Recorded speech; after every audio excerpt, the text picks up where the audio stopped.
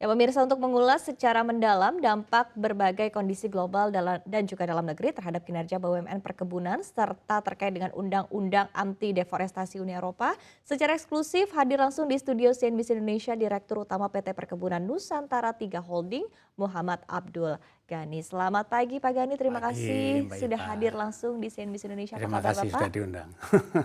Kabar baik tentunya ya Bapak. Baik. Baik, tadi kita sudah mendengarkan informasinya begitu, kita sudah menyaksikan bahwa memang pemerintah ini cukup keras ya terhadap kebijakan undang-undang anti deforestasi yang diterapkan oleh Uni Eropa begitu Pak, dan berbagai upaya diplomasi juga sudah dilakukan termasuk yang dilakukan oleh Menteri Perdagangan kita di G20 India kemarin begitu. Tapi tanggapan Anda Bapak dari PTPN 3 sendiri terkait dengan kebijakan ini seperti apa? Oke, terima kasih Mbak Eva. Jadi undang-undang anti deforestasi ini memang kita melihatnya ya, ini tidak berkeadilan. Kenapa? Eropa sendiri sudah melakukan deforestasi mungkin ratusan tahun yang lalu ya. Ketika negara-negara berkembang ingin meningkatkan kesejahteraan rakyatnya dengan membuka hutan menjadi tanaman perkebunan atau tanaman ekspor, justru kita dipersoalkan. Itu kan nggak adil dong, nggak. Sementara mereka mungkin sudah melakukan ratusan tahun yang lalu. Kita disuruh menyelesaikan masalah katakanlah emisi karbon. Itu secara national interest. Tetapi bagi PTPN sendiri nggak ada masalah Mbak Eva ini. Karena kita sebenarnya kalau PTPN sendiri, kalau undang-undang itu menyatakan bahwa pembukaan, kebetulan kami komoditas utamanya ada kelapa sawit, pembukaan hutan untuk perkebunan setelah tahun 2020 itu akan di-ban oleh mereka. Kebetulan perusahaan kami kan sudah ada 150 tahun yang lampau. Terakhir mungkin kami membuka hutan untuk perkebunan sawit tahun 1980-an sampai 90-an. Jadi isu tentang deforestasi tidak berdampak kepada PTPN. Bahkan tentu saya ini bukan kita mensyukuri orang susah ya. Tapi justru bagi PTPN karena semua kebun-kebun kami itu sudah dibuka sejak masa 10 sampai 100 tahun yang lalu. Isu ini tidak terkena kepada produk kami. Jadi kami bahkan bukan hanya deforestasi, kami dalam tata kelolanya juga kami sudah melakukan upaya-upaya terkait sustainability. Sebagaimana diketahui kita selain dengan ISPO, kalau di Kementerian Pertanian kita diwajibkan tata kelolanya sesuai dengan aturan pemerintah bahwa kita harus ramah lingkungan. Kita juga akhir tahun ini mungkin hampir 100% pabrik kami sudah menjalankan tata kelola RSPO. Oke, baik. Kemudian ICC. Jadi itu bahkan kami tahun lalu itu dari penjualan produk kami karena memiliki sertifikat tata kelola ramah lingkungan. Kami terlalu dapat 220 miliar, target tahun ini overprice-nya itu sampai 300 miliar. Oke, baik. Jadi ini berkah justru kalau itu bagi PTPN ansih, tapi kalau secara national interest saya tidak setuju juga sama Oke, dengan yang betul. pemerintah lakukan karena tidak berkeadilan. Oke, baik. Tadi kalau Iya. secara national interest, secara kebijakan nasional memang Anda tidak setuju Tidak begitu ya Pak setuju, ya. iya. Tapi di satu sisi dari PTPN sendiri sebetulnya tidak ada masalah Nggak ya ada Pak ya masalah, dengan semua kita kebijakan. comply dengan aturan yang Karena di sudah Eropa. comply juga tadi ya Iya, dengan tidak ada lagi pembukaan lahan baru begitu ya, Iya. di mana tadi lahan terakhir dibuka juga sebetulnya sudah cukup lama Udah begitu ya lama Pak ya, ya, sehingga akhirnya 30 tahun yang lalu. cocok lah begitu ya dengan Iya, aturan yang iya. disampaikan oleh, Aturan itu tidak terkena sama kami. tidak terkena begitu ya dengan Iya. aturan dari Uni Eropa sendiri. Nah kemudian, tapi pertanyaannya Pak Ghani begitu, tadi Anda menyebutkan juga artinya kan di satu sisi dari lahan-lahan yang sudah ada begitu kan memang sudah dibuka sebelumnya, jauh Iya. sebelumnya begitu kan. Tapi Iya. growth-nya untuk perusahaan sendiri nanti akan seperti apa Pak Jadi Ghani? begini, kami ini memiliki 5 komoditi utama ya.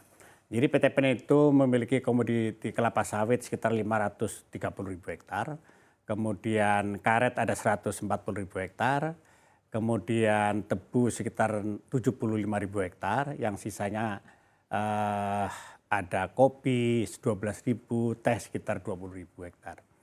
Jadi kaitan dengan perkembangan perusahaan ke depan, kami kan sudah menata 3 tahun terakhir melakukan transformasi. Memang kita oleh Pak Menteri, Pak Erick Thohir, kita diminta untuk menyusun roadmap komoditi yang maksud dan tujuannya adalah bagaimana PTPN menjadi bagian daripada kepentingan nasional, terutama kepentingan negara dalam kaitan kemandirian pangan dan energi. Maka dalam 5-10 tahun ke depan kami ini akan memperluas tanaman kelapa sawit dan juga tanaman tebu. Khusus tanaman kelapa sawit, perluasan itu dari konversi, jadi tidak membabat hutan. Kita nggak punya hutan sebenarnya. Oke, konversi Jadi, lahan. konversi lahan dari tanaman karet kita akan konversi ke kelapa sawit. Itulah yang akan kita lakukan. Jadi di samping itu juga kita melakukan upaya-upaya perbaikan operasional, peningkatan produktivitas. Dari tahun ke tahun produksi kami naik terus. Tahun ini targetnya kami 2,85 juta ton atau naik 5% dari tahun lalu. Meskipun ada cerita El Nino, kami justru naik produksi kami. Oke, baik. Jadi kita tetap perluasan tetap kita lakukan, tetapi di sisi lain kita komplain dengan masalah apa yang baik. di Eropa. Baik.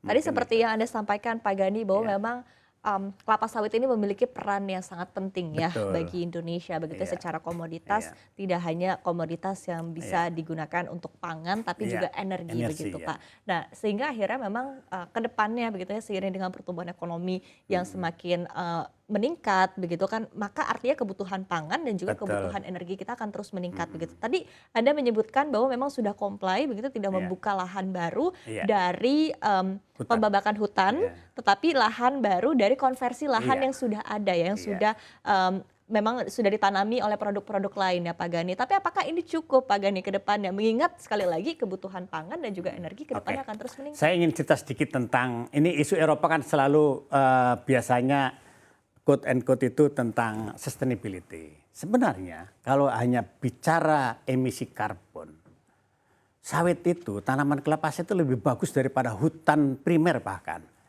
Jadi tanaman kelapa sawit itu Mbak Eva, itu setiap tahun rata-rata mampu mengcapture karbon setara CO2 itu 64 ton per hektar.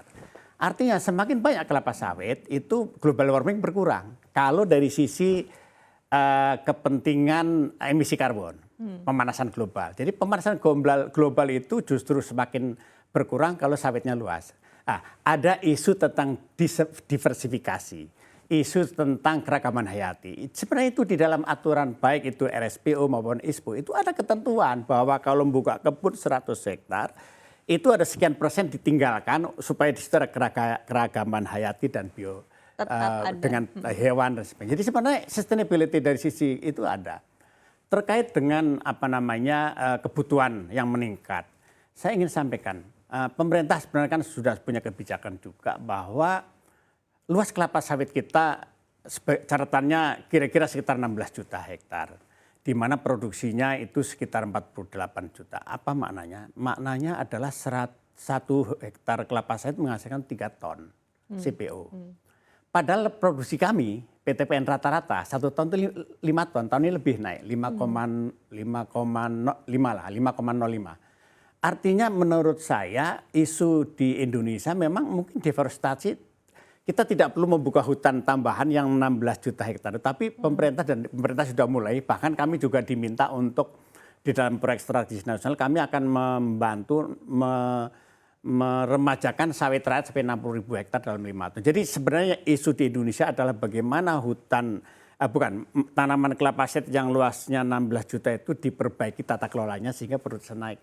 Kalau produksi naik dari 3 ton rata-rata nasional menjadi seperti PTPN sekarang 5 ton, kan sudah 80 juta ton. Intensifikasi. Iya, jadi kalau Mbak Iva tanya katakanlah kebutuhan pangan. Kebutuhan pangan katakanlah minyak goreng itu paling-paling 1 tahun 5 juta ton. Katakanlah dengan industri dan sebagainya 10 juta, katakanlah ya 10 juta.